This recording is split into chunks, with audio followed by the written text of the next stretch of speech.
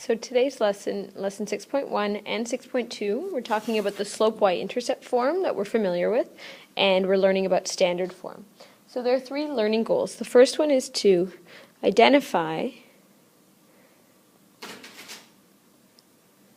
the slope and y-intercept, okay, both in a graph and in an equation. Okay, the next goal is to graph a line when you are given m and b, which, if you remember, are the slope and the y-intercept. And the last one is to convert between the slope y-intercept, which is y equals mx plus b, and standard form, which we're going to learn about today.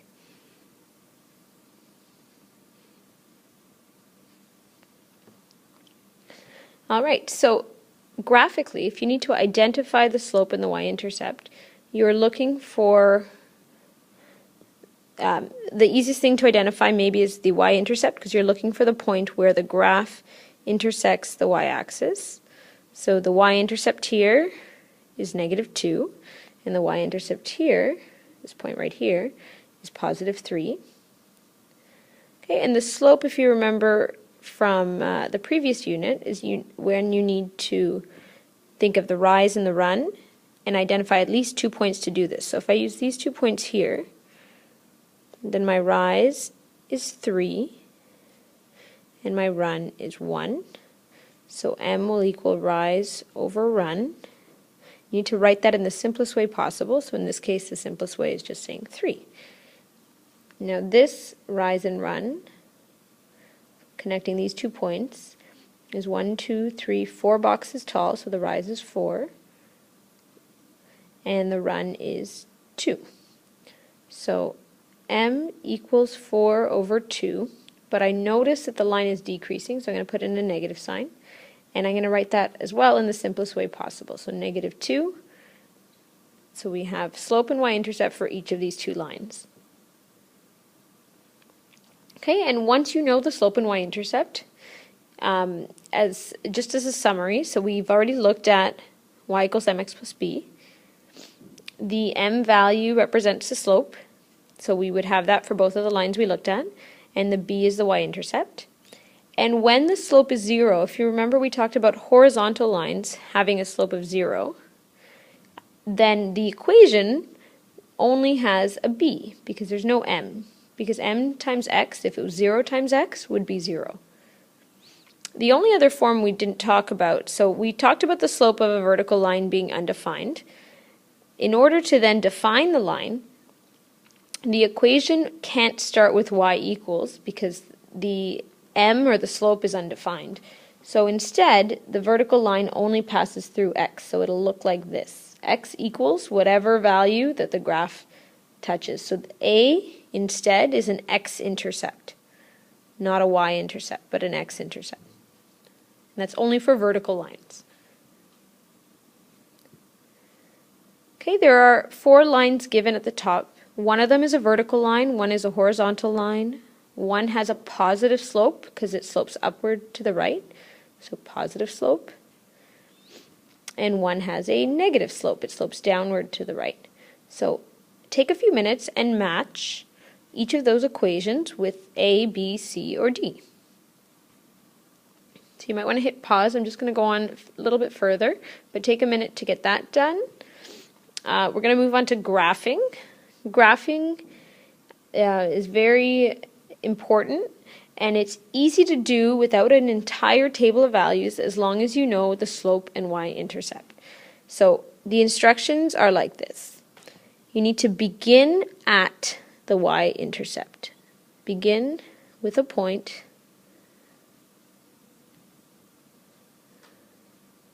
at the y-intercept.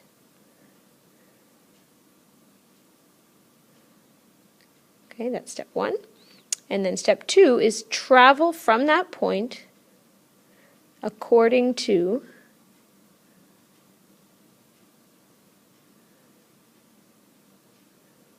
the slope. Okay, and that's it.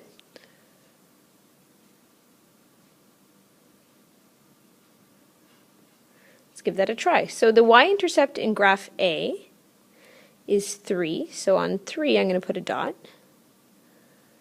I'm going to travel according to the slope. So we have a rise of 2, which is vertical, and a run of 3, which is horizontal. So from this point here, I'm going to go up 3, 1, 2, 3, and I'm going to go to the right, go up 2, my mistake, let's erase that. I'm going to go up 2, 1, 2, I'm going to run 3, so go across 3, and put my next dot right there. I'm going to continue that pattern, rise 2, run 3, dot, rise 2, run 3. And I can do it forwards, I can also do it backwards. I can go back 3 as long as I go down 2, because you'll notice that's still the same pattern. Both negatives make a positive. If you have 2 negative directions, you're still creating a positive line. And then you connect your dots with a straight line, as straight as possible, obviously. Use a ruler. Let's try the next line there. Just get a different color here. Okay. For this slope here, it's negative. So either the rise or the run will have to be negative. We can choose, and I'll show you that in a minute.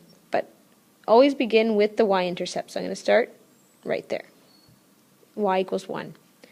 And then I'm going to travel. If I go down 3,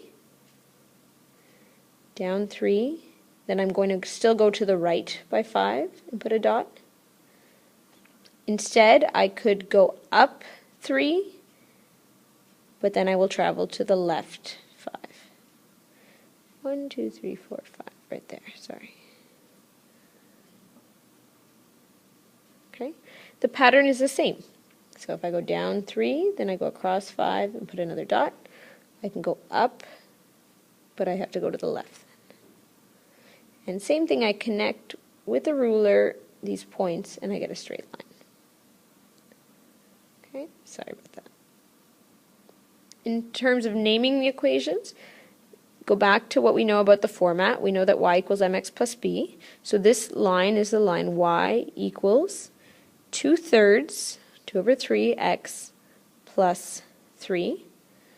And the second line is y equals negative 3/5, negative 3 over 5, x, so mx plus 1.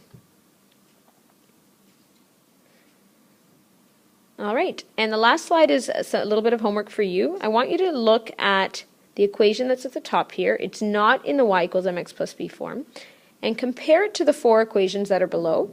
Which of these is equivalent to that one? So equivalent meaning although the position of the terms might be different, the algebraic manipulations, you can move things from the left side to the right side. If you remember back to our second unit, you can do that by switching the sign. So if we do opposite operations, something that was negative, when it travels across the equal sign, becomes positive, and something that was positive, if it travels across the equal sign, becomes negative. So by manipulating this original equation, which of the following 4 is equivalent to that one? And we will continue the rest of the lesson tomorrow together.